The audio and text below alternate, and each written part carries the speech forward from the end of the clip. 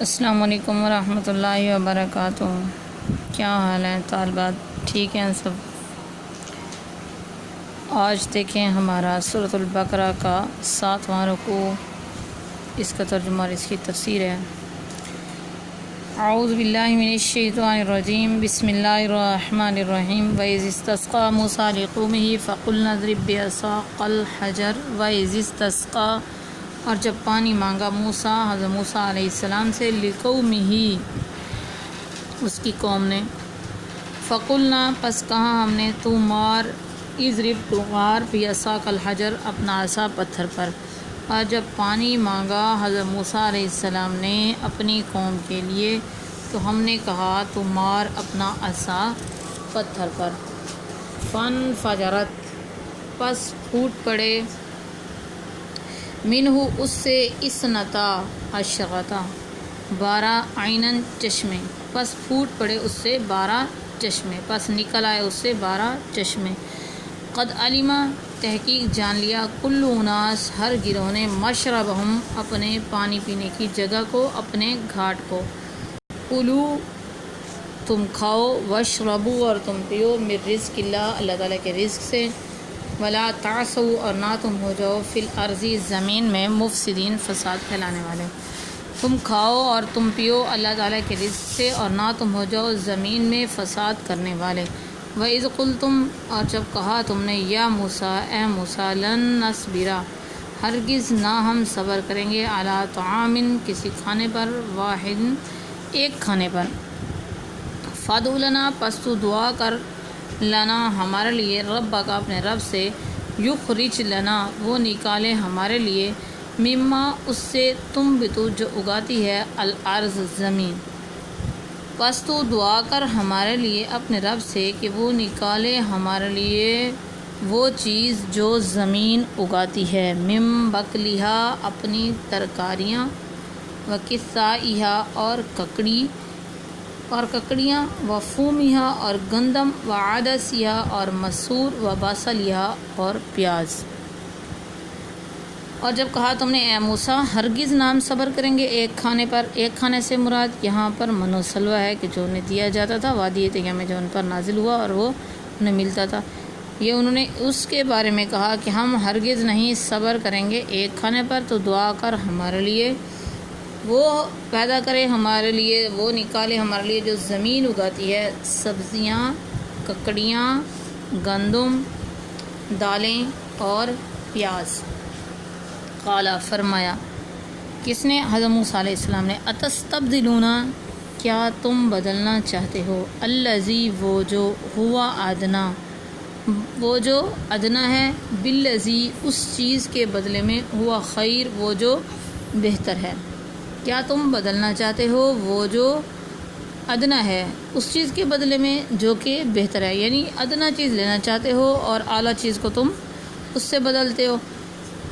اہبطوا مصرًا، اتر جاؤ تم مصر میں، اہبطوا، تم اتر جاؤ، مصرًا، مصر میں، فإن لکم، پس بے شک تمہارے لیے ہے، ما سألتم، جو تم نے مانگا، وضربت علیہم الذلہ، اور ڈال دی گئی ان پر ذلت، والمسکنہ، اور محتاجی، اور ڈال دی گئی ان پر ذلت اور محتاجی، وباءوا، اور وہ لوٹے، بغضب من اللہ، اللہ تعالیٰ کے غضب کے ساتھ، ذالک بأنہم، یہ اس وجہ سے، بے شک وہ، ذالک، یہ با اس میں سببیہ ہے، اس کے سبب، انہم، بے شک، ہم، وہ، کانو، تھے وہ، یکفرون، انکار کرتے، بآیات اللہ، اللہ تعالیٰ کی آیات کا، ویقتلون النبیین بغیر الحق، ویقتلون، اور وہ قتل کرتے تھے انبیاء علیہم السلام کو ناحق۔ یہ کیوں ہوا؟ اللہ تعالیٰ کی آیات کا وہ کفر کرتے تھے اور انبیاء علیہ السلام کو ناحق قتل کرتے تھے، اس وجہ سے ان پر ہمیشہ ہمیشہ ذلت اور مسکنت ڈال دی گئی اور اللہ کے غضب سے لوٹے۔ ذالک بما عصوا وکانوا یعتدون، یہ اس وجہ سے کہ نافرمانی کی انہوں نے اور تھے وہ حد سے بڑھتے جاتے۔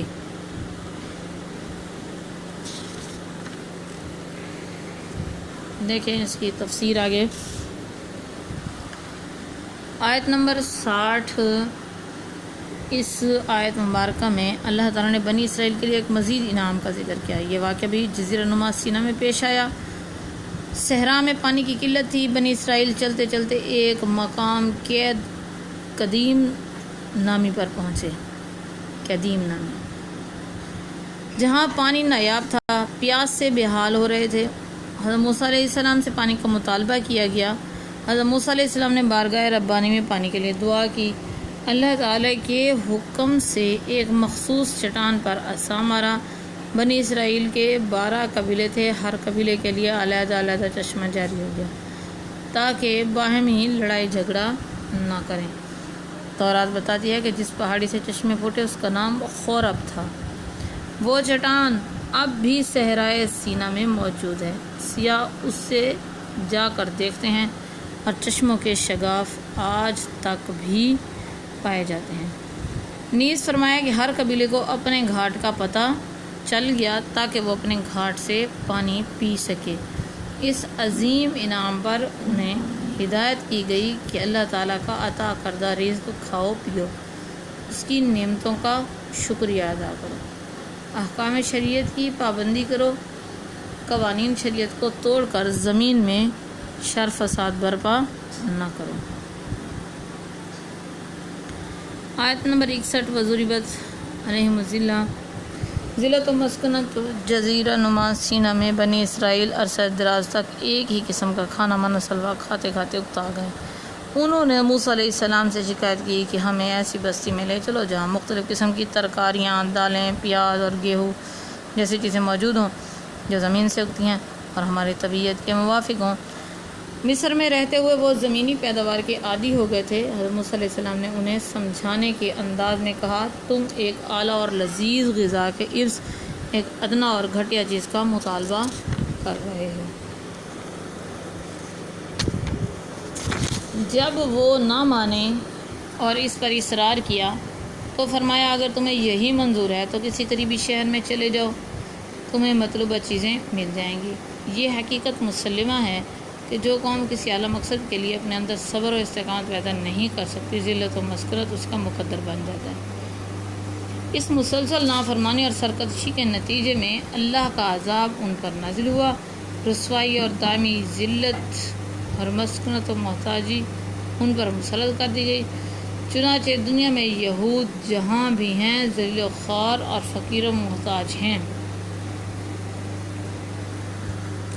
پچھلے 1400 سال سے ان میں ذلت و مسکنت چلی آ رہی ہے. ان میں گنتی کے چند آدمی دولت مند ہیں مگر ان کی عوام کا شمار دنیا کی مفلس ترین قوموں میں ہوتا ہے. جیوش انسائکلوپیڈیا میں ہے, گو یہود کی دولت مندی ضرب المثل کی حد تک شہرت پا چکی ہے. لیکن اہل تحقیق کا اتفاق ہے کہ یہود یورپ کے جس ملک میں آباد ہیں وہاں کی آبادی میں ان کے مفلسوں کا تناسب بڑھا ہوا ہے. آج کل ان کی جو حکومت فلسطین میں قائم ہے وہ صرف بڑی طاقتوں کے سہارے اور امداد پر قائم ہے. نیز اس کا قائم رہنا بیرونی امداد کا محتاج ہے. جو ہی بیرونی امداد بند ہوئی, امریکہ کی حمایت ختم ہوئی, وہ ختم ہو کر رہ جائے گی. گویا خدا کا فرمان 100% صحیح درست ہے. غضب خداوندی اور ان کی ذلت و مسکنت کے اسباب قرآن مجید نے کیا بتائے ہیں؟ وہ یہ: نمبر 1, تکفیر آیات الہی, احکام شریعت کی نافرمانی, اللہ تعالیٰ کی آیات کا انکار کرنا اور احکام شریعت کی نافرمانی کرنا. دوسرے نمبر پر انبیاء علیہ السلام کا ناحق قتل نفس بجائے خود انسانی معاشرے کا سب سے بڑا جرم ہے. لیکن یہ جرم مزید سنگین ہو جاتا ہے اگر اس کا ارتکاب انبیاء اور مصلحین کے خلاف کیا جائے, اور اگر اس جرم کا ارتکاب بغیر کسی جواز کے کیا جائے تو اس کی سنگینی اپنی انتہا کو پہنچ جاتی ہے. بنی اسرائیل نے مختلف فتوحات میں یسع علیہ السلام جو نبی ہیں, یرمیاہ نبی ہیں, حضرت یحییٰ علیہ السلام نبی ہیں, حضرت زکریا علیہ السلام نبی ہیں, ان کا ناحق قتل خون بہانے سے بھی دریغ نہ کیا. مسلسل سرکشی اور حکم عدولی کی بنا پر بنی اسرائیل کی فطرت ثانیہ بن گئی, تو اس وجہ سے اللہ تعالیٰ نے ان پر یہ ذلت اور مسکنت ہمیشہ کے لیے نازل کر دی. تو یہ بنی اسرائیل کی حکومت کا آج کل جو بنی اس میں ہے اسرائیل میں، تو اس سے اس آیت پر کوئی شبہ نہیں ہوتا کہ ان پر محتاجی نہیں ہے۔ قرآن پاک کے اندر آتا ہے کہ سورۃ آل عمران کے اندر ضربت علیہم المسکنۃ، ان پر ہمیشہ کے لیے مسکت نازل کر دی گئی، الا بحبل من اللہ وحبل من الناس، لیکن لوگوں سے یا اللہ سے عہد کے علاوہ، وہ اس کو مستثنیٰ کیا۔ بحبل من اللہ سے مراد یہ ہے کہ یہ یہودی اگر مسلمان ہو جاتے ہیں تو وہ اس ذلت سے نکل جائیں گے، اور اگر مسلمان نہیں ہوتے تو پھر اسی ذلت کے ساتھ رہیں گے۔ اور دوسرا بحبل من الناس سے مراد یہ ہے کہ وہ مسلمانوں کے ماتحت آ جاتے ہیں یا کسی اور قوم کے ماتحت آ جاتے ہیں اور ان سے عہد و پیمان کر لیتے ہیں، تو اس عہد و پیمان کی وجہ سے وہ کیا ہوتے ہیں، اس ذلت سے نکل سکتے ہیں، ورنہ یہ ذلت اور مسکنت ان کے اوپر ہمیشہ کے لیے نازل کر دی گئی ہے۔ اور اس تورات میں بھی ہے کہ چند یہودی خاندان جو دولت مند ہیں، ان کی وجہ سے پوری قوم پر یہ نہیں کہا جا سکتا کہ ذلت و مسکنت نہیں، بلکہ پوری قوم کیا ہے، ذلت و مسکنت میں ہے۔ صرف چند یہودی خاندان ہیں جن کے پاس دولت ہے، اور اس دولت کے زوم میں وہ پتہ نہیں کیا کچھ ظلم کر رہے ہیں۔ تو اللہ تبارک و تعالیٰ اپنی نافرمانی سے بچائے۔ یہاں پر اصل چیز جو آ رہی ہے، یہاں بیان کرنا، واقعہ بیان کرنے مقصود نہیں ہے۔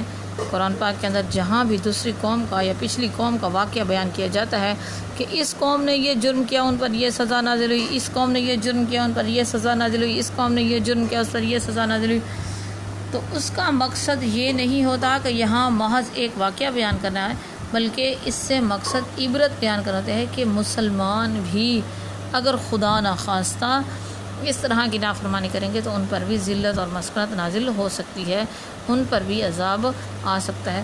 تو اللہ تعالی ہمیں اپنی نافرمانی سے بچائے، تو اللہ تعالیٰ اپنے احکام پر عمل پیرا ہونے کی توفیق عطا فرمائے۔ یہی بات تو رسول اکرم صلی اللہ علیہ وسلم نے حدیث مبارکہ میں بار بار کہی ہے مسلمان سے کہ تم قرآن سنت کو تھامے رکھو۔ جب تک تم قرآن سنت کو تھامے رکھو گے تب تک تمہارے اوپر کوئی قوم مسلط نہیں ہوگی، اور جب تم اس کو چھوڑ دو گے، جماعت کو لازم پکڑو اور سنت پر عمل کرو، کتاب اللہ اور سنت رسول اللہ صلی اللہ علیہ وسلم، میں دو بھاری چیزیں تمہیں چھوڑ کے جا رہا ہوں، جب تک تم ان پر عمل پیرا ہوگے، ان کو تھامے رکھو گے تو کوئی قوم تمہارے اوپر مسلط نہیں ہوگی۔ تو اللہ تعالی ہمیں صراط مستقیم پر چلائے اور قرآن پاک کو صحیح طور پر سمجھنے کی، اس پر عمل کرنے کی توفیق عطا فرمائے۔ وما علینا الا البلاغ المبین۔